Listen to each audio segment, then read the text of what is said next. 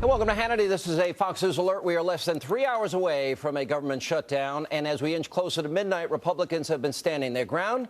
They are listening to their constituents. And just moments ago, the House of Representatives passed a new continuing resolution which funds the government but eliminates health care exemptions for staff and lawmakers, delays Obamacare for 1 year. And the bill now goes to the Senate, where they are expected to table the amendments later this hour. And joining me now live from Capitol Hill with the very latest breaking details is Fox's own Mike Emanuel. Mike.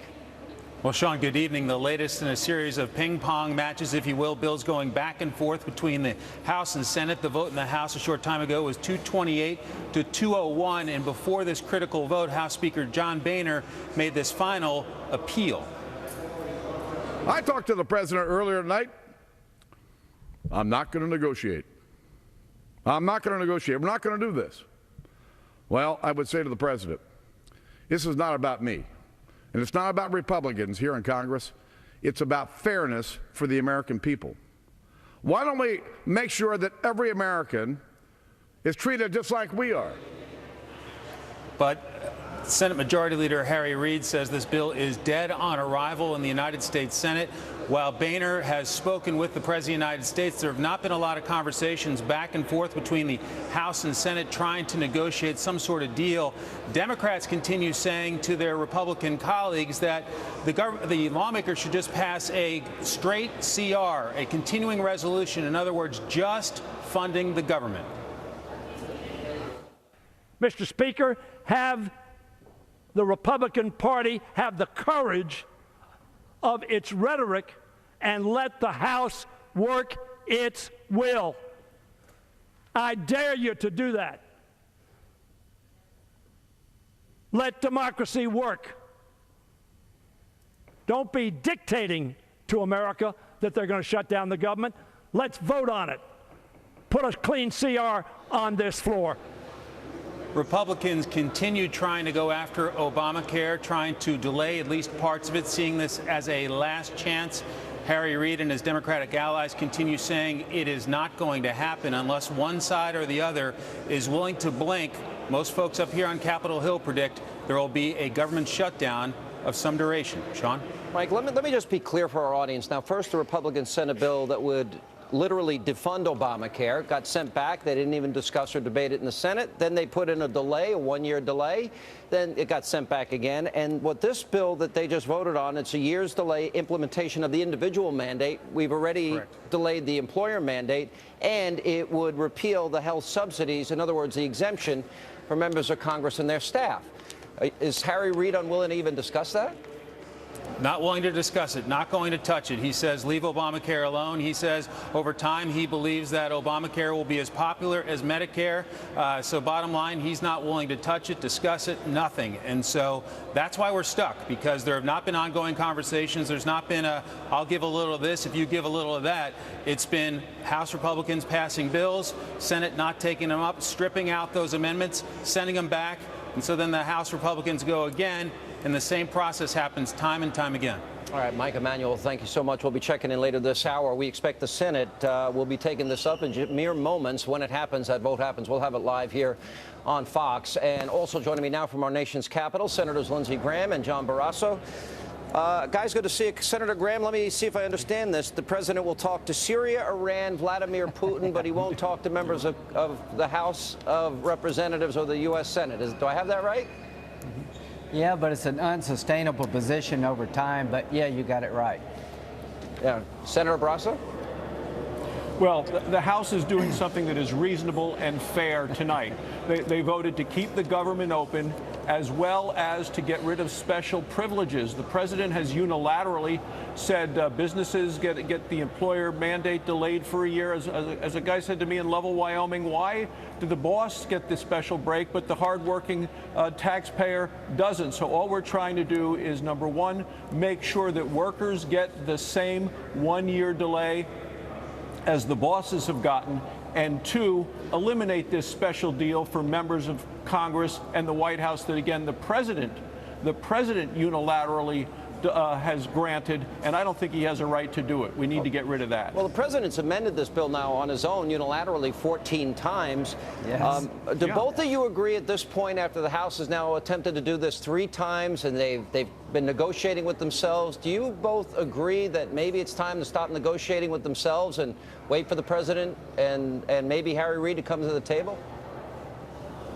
Well, I think that the president and Harry Reid are both eager for a shutdown so they can try to blame it on the Republicans. But when you take a look at such a reasonable and fair proposal by the Republicans in the House that Republicans in the Senate are going to support, you know that it's President Obama and Harry Reid that are shutting down the government. Yeah, if I could just add, Sean, they made a political decision, I think, a couple of days ago to allow the government to shut down, not accept any compromise from the House. And the word is compromise. The House has gone a long way from defunding Obamacare to a 1-year delay to including every member of Congress and their staff under the program. I think the House has been very responsible. But tomorrow the exchanges are open for business. Every American will have to sign up for the exchanges where available. We will survive the shutdown as a party. The Democratic Party will not survive the effect of Obamacare. So tomorrow's a big day.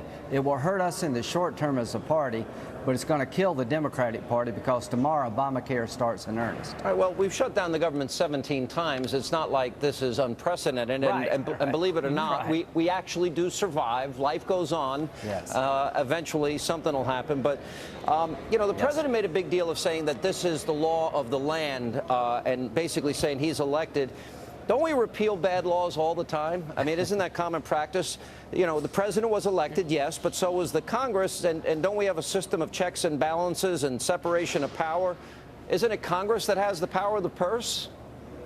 And the president hasn't abided by the law. He's the guy that's changed it. He's the guy that's given the 1-year delay for the business, the employer mandate. He's the one that gave special exemptions to Congress. He's the one, Sean, and we talk about fraud and abuse happening in the exchanges when they open tomorrow.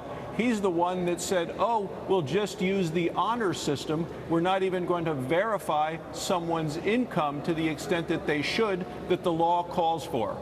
Yeah. Well, the one thing we know, Sean, is the unions are telling the president, your law has destroyed the 40-hour work week. How many Americans now have 25 hours of work because the employer couldn't afford the expense of the mandates in Obamacare?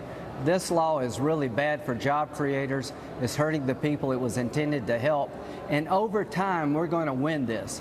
Beginning tomorrow, people will understand what Obamacare is all about. You're going to wake up tomorrow and you're going to have to pay a lot more for health care than you did yesterday, and people are going to have buyer's remorse. We will win this over time. Well, look, and with the exchange, the exchange, I would say buyer beware. Absolutely. Remember, the president promised that it would be the cost of a monthly cell phone bill. Well, that's $71. He said it'd be as easy to do as shopping on Amazon. That's not going to happen. And remember, Sean, he said, and you get to keep your doctor. We know that that's going to be a real challenge under these exchanges. Well, we've been covering this in all detail. There are 10 states now where Obamacare is literally wiping out existing health care plans. You got a $10,000 swing. There's not a $2,500 savings per family. It's a $7,500 increase for a family of 4. And as you both pointed out, the CBO also said it will bankrupt us and part-time employment will skyrocket. Let me ask, both of you did not support Ted Cruz in his effort last week. Why? Senator Graham?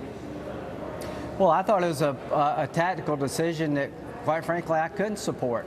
The idea of defunding Obamacare and attacking Obamacare at every turn makes sense to me, pointing out its flaws. But the idea that we're going to get the president to give up on his signature issue if we shut the government down, I didn't think you could get there from here. So it's a tactical decision I didn't support. But trust me, over time, Obamacare is going to fall of its own weight because it's a bad law, and the public over time is going to tell Democrats, sit down and start over. What time do you expect this vote to take place tonight, Senator Barrasso? It's going to be at 9:15. I would ask all your viewers to stay tuned to you. You may want to put a box down in the corner of the screen. We're heading right now to the Senate floor to vote. Actually, we're going to vote for it. And, you know, responsible Democrats ought to join us in voting to give a 1-year extension on the individual mandate, and they ought to get rid of this special deal for members of Congress and the White House and their staff. Amen. Well, we'll be Sean, watching. Watch this Oklahoma lawsuit. There's a lawsuit coming out of Oklahoma. It's very clever. Under the law, if the states don't set up exchanges, the federal government's not allowed to do so.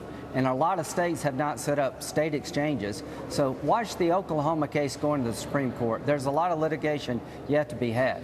All right, guys, we'll be watching. As a matter of fact, a vote is starting now in the U.S. Senate, and as it unfolds, we'll have it right here tonight in the next 10 minutes. And also coming up, we've gotten word the Senate is now voting to table the latest House amendment. We're going to check in with the House members. Congressman Louis Gohmert, he'll join me live from Washington. That and also the language of the left tonight. They've called Republicans arsonists, extortionists, anarchists, terrorists, racist, basically everything. We'll have the very latest on those details as we continue.